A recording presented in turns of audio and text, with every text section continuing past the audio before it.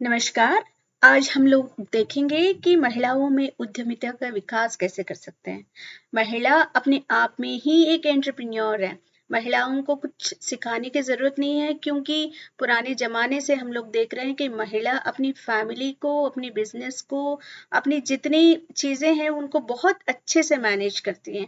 तो महिला को बहुत विमेन और treated as a very good managers, मतलब मेन से ज़्यादा विमेन हर चीज़ को बहुत ही अच्छी तरीके से मैनेज कर सकती है। बट महिला जब कमाने जाएंगी, मतलब फाइनेंशियल एम्पावरमेंट तभी आती है महिला में जब वो कमाने बाहर जाएं, या बाहर जाने से अच्छा आजकल हम लोग देखते हैं कि बहुत ज़्यादा एम्प्लॉयमेंट अपॉर्चुनिटीज़, हर व्यक्ति अगर एम्प्लॉयमेंट अपॉर्चुनिटी की तरफ देखे, गवर्नमेंट की तरफ देखे, तो वो संभव नहीं है। तो उसी कारण से अगर हम, क्योंकि विमेन अपने आप में इतनी अच्छी मैनेजर है, बहुत अच्छी एंटरप्रेन्योर बन सकती हैं, तो बहुत सारे गवर्नमेंट स्कीम्स भी हैं जो महिलाओं को सपोर्ट कर सकती हैं कि बहुत अच्छे एंटरप्रेन्योर्स बनने के लिए। तो उस उद्यमिता को हम लोग किस तरीके से विकास कर सकते हैं, कौन कौन सी स्कीम्स हैं, वो आज की हम लोग इस लेक्चर में देखते हैं। मैं प्रोफेसर यूवी किरण बाबा साहब भीमराव अंबेडकर यूनिवर्सिटी से हूँ। तो सबसे पहले देखते हैं कि एंटरप्रेन्योर है कौन। एंटरप्रेन्योर जो एक चीज को इनिशिएट करता है, ऑर्गेनाइज करता है, कोई भी बिजनेस एंटरप्राइज को इनिशिएट करेगा, ऑर्गेनाइज करेगा, उसी को हम लोग एंटरप्रेन्योर कहते हैं। कि इनोवेटिव एंटरप्रेन्योर्स, विमेन बहुत अच्छी इनोवेटिव एंटरप्रेन्योर्स बन सकते हैं, क्योंकि अपने आप में क्षमता है विमेन में कोई भी बिजनेस एक्टिविटी अडॉप्ट करने की, इनिशिएट करने की और उसको बहुत अच्छी तरीके से चलाने की। गवर्नमेंट ऑफ इंडिया जीओआई 2006 ने विमेन एंटरप्रेन्योर को ऐसे डिफाइन किया कि as an enterprise owned and controlled by women having a minimum financial interest of 51% of the capital. मतलब टोटल कैपिटल में 51% की शेयर अगर विमेन के पास है, so such a women is called as a women entrepreneur. और employment generate करती है दूसरे विमेन के लिए और दूसरे लोगों के लिए। 51% से ज्यादा एम्प्लॉयमेंट अपॉर्चुनिटीज विमेन जो है क्रिएट करती है। तो such kind of women are called as women entrepreneurs.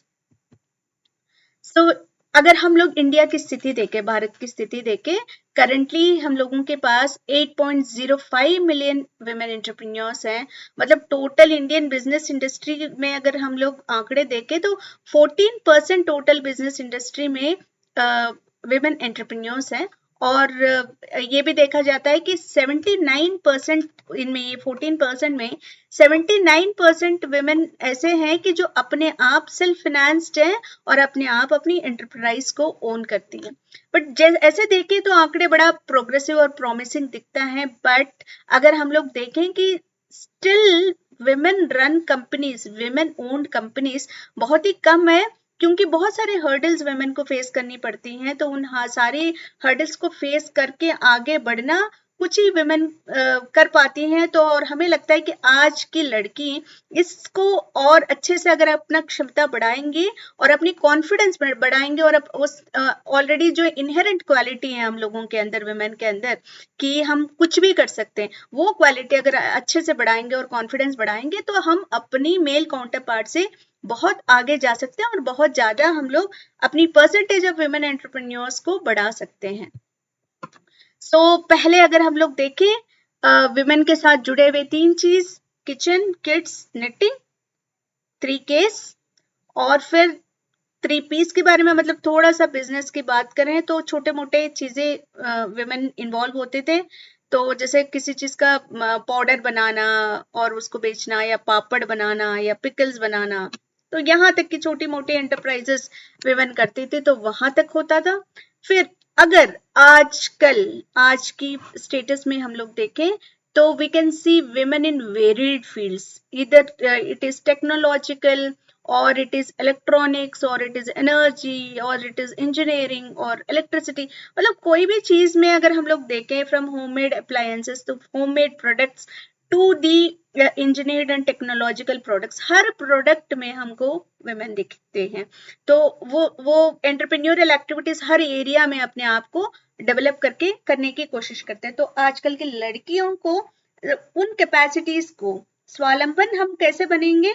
तो वो एंटरप्रेन्योरियल एक्टिविटीज में हम जितना इंटरेस्ट दिखाएंगे उसके बारे में ज्यादा से ज्यादा नॉलेज प्रोक्योर करेंगे और आगे बढ़ के उसी में हम लोग बिजनेस वगैरह कर सकते हैं।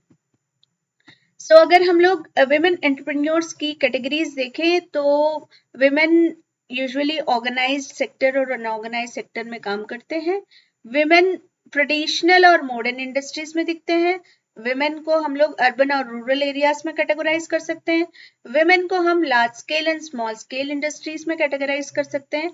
Women single women and joint venture, मतलब बिजनेस एक सिंगल विमेन रन कर रही है, या आपने देखा होगा सेल्फ हेल्प ग्रुप्स होते हैं तो एक एक सेल्फ हेल्प ग्रुप अपना एक बिजनेस ओन करती हैं और बिजनेस रन करती हैं। तो ऐसे वाले सिंगल विमेन वेंचर हो सकती हैं और जॉइंट वेंचर्स हो सकते हैं। तो विमेन को हम बहुत सारे फील्ड्स में देखते हैं। तो you must be seeing there are many categories in which women are involved nowadays. तो हर उस फील्ड में हम लोग जा सकते हैं जहां जहां हमको स्कोप है। there are no limitations or there are no boundaries. Only thing which we should have is confidence in us and the knowledge कि हमें क्या करना चाहिए आगे, मतलब हमें क्या करना चाहिए। अगर हमें एंटरप्रेन्योर बनना है तो हमारे अंदर कौन सी खूबियां होना चाहिए और हमको कौन कौन सी सपोर्टिंग स्कीम्स हैं, उन स्कीम्स के बारे में अच्छे से जाने और हमारे अंदर कौन से ऐसे स्किल हैं जिसमें हम लोग अपनी बिजनेस एक्टिविटी या एंटरप्रेन्योरल एक्टिविटी डेवलप कर सकते हैं। सो the main motto should not be to depend on somebody else or look for employment कि हमने जो पढ़ाई किया उसके लिए हम एग्जाम्स देते जा रहे हैं और look for employment. Instead of it, you become an entrepreneur and give job opportunities to many other women, girls or men. सो एक बार देखते हैं कि कौन कौन से ऐसे चैलेंजेस हैं जो विमेन एंटरप्रेन्योर्स यूजुअली फेस करती हैं जिसकी वजह से वो अपना उसमें बिजनेस में आगे नहीं बढ़ पाती, या हम लोगों ने आंकड़ा देखा है कि परसेंटेज ऑफ विमेन और very less 14% of in totality. तो वो क्यों है? कुछ हर्डल्स हैं जिसको लेके आगे बढ़ना है। इवन नाउ कि गवर्नमेंट बहुत सारे वो सारे हर्डल्स को मिटाने के लिए, उस सारे हर्डल्स से आगे बढ़ने के लिए विमेन के लिए बहुत सारे ऐसे स्कीम्स भी गवर्नमेंट चलाती है। तो we will just have a look at them. सबसे पहला हर्डल है लैक ऑफ फाइनेंस। मतलब अगर आपके पास फाइनेंस नहीं है तो ऑटोमेटिकली इधर मेन और विमेन के नॉट स्टार्ट अ बिजनेस। और मेन के पास बहुत सारे अदर अपॉर्चुनिटीज होते हैं, but for women setting up your own business it in itself is a hurdle. If you don't have finance तो फिर उसमें आगे बढ़ने का स्कोप बहुत ही कम हो जाती है। तो सबसे पहला यही है कि फाइनेंस कहाँ से लेके आए। तो there are many schemes for women entrepreneurs. सबसे पहला वो है कि support to training and employment programme for women, जिसको हम लोग स्टेप कहते हैं। तो वो स्टेप में आपके पास बहुत सारे पैकेजेस हैं, जिसको स्त्री शक्ति पैकेज, अन्नपूर्णा स्कीम, उद्योगिनी स्कीम, देना शक्ति स्कीम, इसके बारे में हम लोग आगे देखेंगे। Then we have lack of education. Education नहीं है, इसलिए बोलते हैं कि शिक्षा अपने आप, शिक्षा स्वावलंबन बनने का आधार है, मूल आधार है। शिक्षा है तो अपने आप स्वावलंबन बन ही जाएंगे। ठीक है, तो जितने अच्छे से आप शिक्षा के ऊपर कॉन्सेंट्रेट करिए, जितना आगे बढ़ सकते हैं, जितना ज्यादा शिक्षा ले सकते हैं, ऑटोमेटिकली आप आगे जाके स्वावलंबन बनेंगे और किसी के ऊपर डिपेंडेंट होने की कोई जरूरत नहीं पड़ेगी। अगर हम लोग एजुकेशन की आंकड़े देखें तो फीमेल लिटरेसी इंडिया में 65.46% है, मेल लिटरेसी रेट 74%। तो इसलिए ये इलिटरेसी जो है ना बहुत बड़ी कॉज है। बहुत सारी सोशो इकोनॉमिक प्रॉब्लम्स इंडिया में होने की बहुत बड़ी कॉज है ये इलिटरेसी। और मोर ओवर अगर हम लोग रूरल एरियाज और अर्बन एरियाज को कंपेयर करते हैं, देखिए यहाँ शिक्षा के मतलब फीमेल लिटरेसी रेट आपको यहाँ पे 65.46% दिख रही है। ये आंकड़ा वो है कि विमेन को अगर साइन करना, विमेन और मेन को लिटरेसी रेट ऐसे काउंट किया जाता है कि if they have knowledge of putting their own signature then that person is called as a literate। तो उस हिसाब से आंकड़ा है, but education does not mean only that। education means आपको उतनी तक education लेनी चाहिए जहां तक आप अपने आप को एक जगह पे खड़ा कर सकते हैं, तो उतनी education की जरूरत है।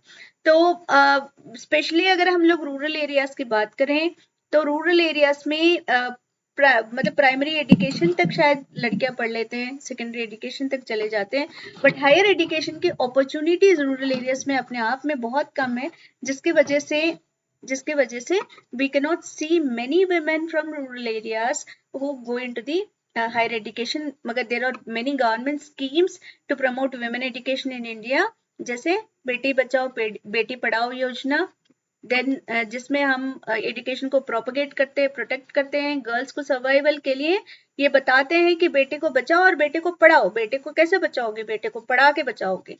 तो ये योजना बहुत इंपॉर्टेंट है। इसके अंदर बहुत सारे लड़कियों को स्कूल भेजना मतलब कितना जरूरी है, इसकी प्रोपगेशन बहुत होती है।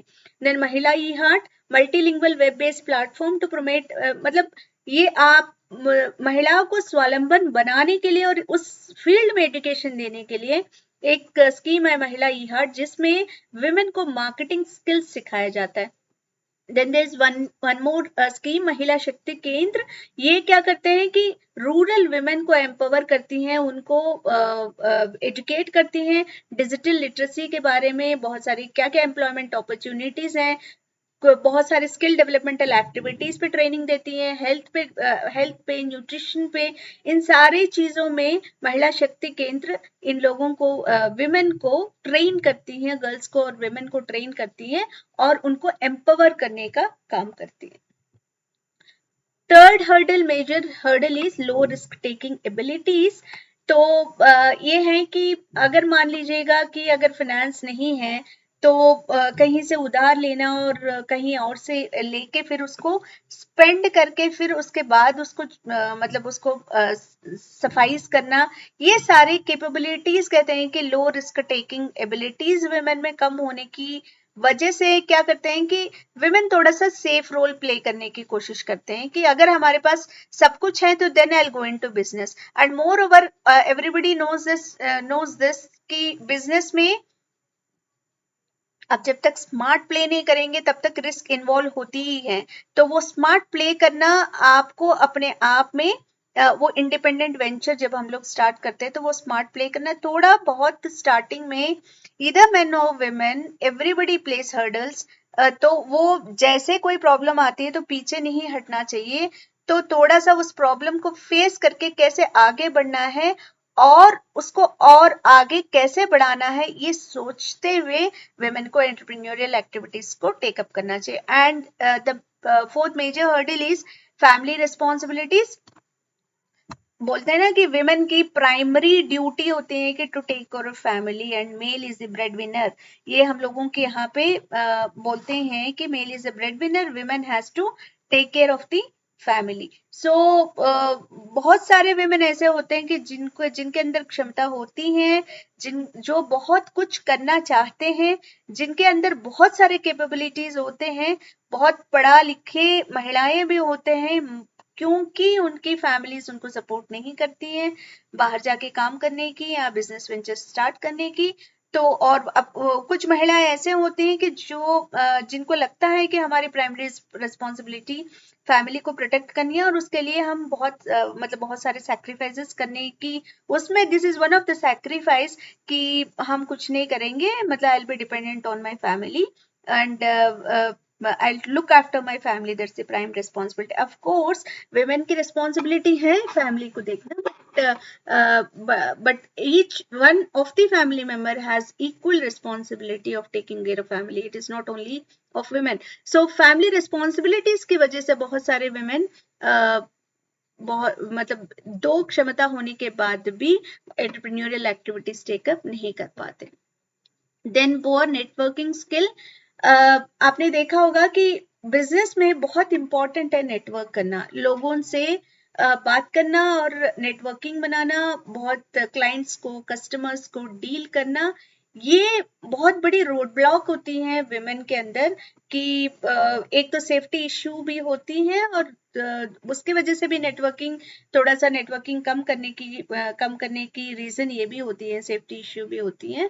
बट अदरवाइज नेटवर्किंग कैपेबिलिटीज या नेटवर्किंग की चांसेस क्योंकि हम लोगों के अंदर बहुत ज्यादा सोशल स्टिग्मा है कि लोग क्या कहेंगे, लोग क्या बोलेंगे वाला जो सोशल स्टिग्मा है, जिसकी वजह से नेटवर्किंग कैपेबिलिटीज होने के बावजूद भी नेटवर्किंग नहीं करते हैं। सो ये भी एक बहुत बड़ी रोड ब्लॉक है। अगर अच्छी एंटरप्रेन्योर बनना है तो आपके पास नेटवर्क भी अच्छी होना चाहिए, मतलब आपके अंदर ये क्षमता होना चाहिए कि आप लोगों को मतलब कितना अच्छे क्लाइंट्स बना सकते हो, कितने अच्छे कस्टमर्स लेके आ सकते हैं। तो that is very important in business. Business में नेटवर्किंग बहुत इंपॉर्टेंट है।